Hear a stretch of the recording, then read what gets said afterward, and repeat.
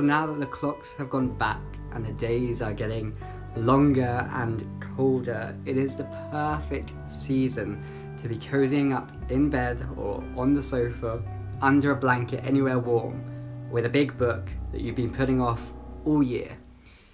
Now, I always find that my non-fiction books just don't get read, no matter how excited I am for them. I will just not end up picking them up. So it's perfect to have Non-Fiction November as a month dedicated to me sitting down and getting through those books. So thank you, Olive, for organising it. And for those of you who don't know, Non-Fiction November is a sort of readathon where in the month of November, the challenge is to read at least one non-fiction book, but preferably as many non-fiction books as you can read within that month. Now, there are some prompts which I am following this time, and Olive has done a fantastic job giving these double-worded prompts where you can choose one word, or you can choose both, or you can choose neither, if that's up to your taste. But they are open for so much interpretation that they could really mean anything, and can provide you with a great foundation for building up a selection of books that you want to read in that month. There are 4 sort of like double words, so I am choosing 4 books to go along with them, and let's take a look at what I plan on reading this month.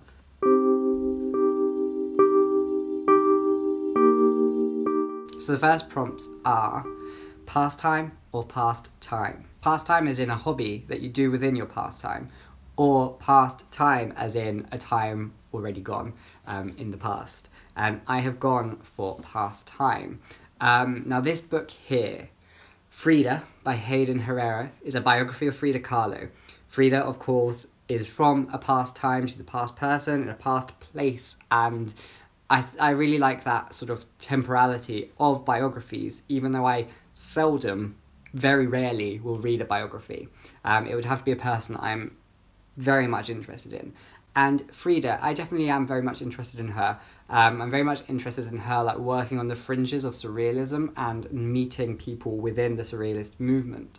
Some might say she was a surrealist, others will argue that she wasn't, and I think she would definitely say that she wasn't one. Now, working in a bookshop, I can definitely tell that Frida at the moment is a bit of a trend. She's appearing absolutely everywhere, on everything, which is kind of worrying, but when this book came in, I felt like I was drawn to it immediately, mostly because it's a bit chunkier, so it kind of is going to give me a lot more meat about Frida Kahlo, but it's also going to provide you with, I expect, I hope, with a sort of background about the periphery people within Frida Kahlo's lives and the way that she was influenced or also influenced others. It's always those people on the fringes of other people's lives which are very much interesting, and I'm hoping to find other artists or surrealists perhaps who are seldom mentioned in big books and, you know, probably don't have a book about their own lives, but this book, as with many non-fiction books tend to do, or at least a good non-fiction book does, helps signpost you to other people and other books that you might be interested, given on the subject that the book is talking about. So that's what I'm hoping for from this book. So I have a lot of high hopes for this book, and I hope it does live up. It does have a beautiful cover, so fingers crossed to this one.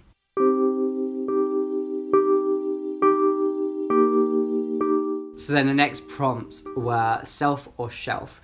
A book about yourself or the self, or a book about shelves. Well, not about shelves, but in any way how you interpret shelves. So it could just be a book that's sat on your shelf for years and years and you still haven't got to yet. But, you know, that's what's wonderful. They're all open for interpretation. I myself have gone for self. And what book better to talk about self than this one, The Lies That Bind, Rethinking Identity by Kwame Anthony Appiah. Now, this book I've already talked about is a look at identity, and identity is kind of the biggest fact, or perhaps the biggest understanding that people can have of themselves. And this one kind of covers that prompt pretty well, I think. What's very interesting about this book, and from what I've heard about this book, everyone seems to be appraising Appiah's authority on the subject. Now, he's a professor of ethics, not a professor of identity. I mean, there could be crossovers, but, you know, he's not. So the authority that he has over this sort of subject is an authority that people have given to him just because of his background, which is interesting, and I don't think it's wholly accurate to give somebody that power just because they've got a background which is unique. Appiah has lived and grown up in various different countries. His parents and his heritage has been in conflict with the places that he's lived. So he has had to tackle understanding his identity in a different context. But I think in today's world, so many people have to do that it doesn't really provide an authority. And I think even people who might not have to battle their heritage against their context of where they're living might have other things that they have to battle against. So I find it strange that if we give people so much authority over identity because we assume that they've had a lot of struggles with their own identity, when I think it's a very universal feeling, and I think a lot of people are constantly trying to redefine, understand themselves. So that's one thing that's kind of put me off a little bit of this book, because I was really excited to read it. But I still am, because it's not Appiah's fault that I've been put off in this way. It's like the world outside of Appiah, and he has no control over that. So I shouldn't let it colour my reading of this book. So I think that's why I've put it off to read. But now I'm going to actually sit down, I'm going to make myself read it, and I'm sure I will enjoy it.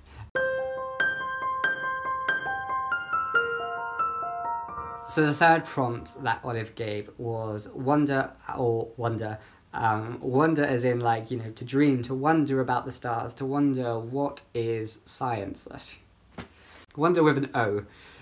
Or there's wonder with an A, to like sort of to travel, to journey, to meander through the world, to discover new places, and to fulfill that wanderlust which many people do have. The book that I've got for this prompt is Lost Japan, Last Glimpse of Beautiful Japan by Alex Kerr. Now this book came in the shop, picked it up straight away. It's about a subject that I absolutely adore reading about. It's kind of everything that I love in a book and just haven't read. And it's not long. I have no excuse for not reading it. So I am definitely keen to actually getting to it. This definitely ticks the box of wonders. It's a piece of travel writing, and I love travel writing, and I love travel. I love travel writing about places where I have travelled before, and I have travelled to Japan. But it's also like a wander through Japan's history. From my understanding, this book is sort of a look on the way that modernity has affected Japan, and the way that Japan has like lost, or not exactly lost, but some of its history has been put down a little bit and replaced with the concept of modernity, and sort of the impact that modernity has had on the rural and the historic wonders with an O that Japan does have. And I know that we might tend to think of Japan as Tokyo, this sprawling city with towers and electricity and just vibrancy and life, but there are also so many beautiful, really rural parts of Japan which have still got a very strong historical culture within them. And I have been to some of those towns, those places, those villages, and I'm hoping that some of them might crop up in this book when I'm reading, and to have that sort of nostalgic familiarity with a place, and of my own wanderings through Japan. I am very keen for this book, and it's probably going to be the first book that I actually pick up this month.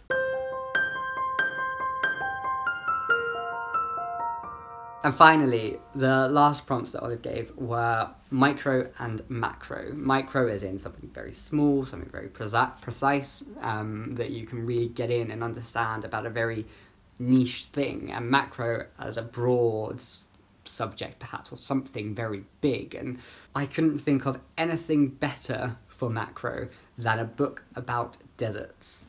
So I've got the Immeasurable World, like how much more macro can you get? And it's Journeys in Desert Places by William Atkins. This book is, again, another piece of travel writing, and again, another book that I've been really excited for. I even made a video saying how excited I am to read this book, and it just hasn't been read yet. Now I feel, at least with this one, where it is bigger, it's a hardback, it's heavier, that kind of has been the thing that's perhaps put me off reading it and picking it up. But as Olivia Pope from the channel, Olivia Pope said, this sort of season is definitely the season for big books, the season where you can get cozy and you can really lose yourself in a book. And I want to lose myself in deserts. Now what's more interesting is that not only is it a piece of travel writing, but it's about a subject that I actually know very little about, yet I'm very intrigued about, because not only do we get to see sort of desert landscapes and how like those nature documentaries where you see how animals have adapted to live in deserts, but we also get to see how communities and how people have adapted to deserts, and how cultures have created a world within a world which should be so uninhabitable that it, you know, absolutely could be an amazing read about an amazing subject. It could be crap, but there's only one way to find out, and that is to read it. And I'm super keen to finally get to this and actually do a wrap up for that video that I made about the exciting books. So they are the books that I'm going to be reading this month, and hopefully not only will this help me tick off a few books from my TBR, but hopefully it will also get me back into the mood of making videos. So hopefully I'll see you next time.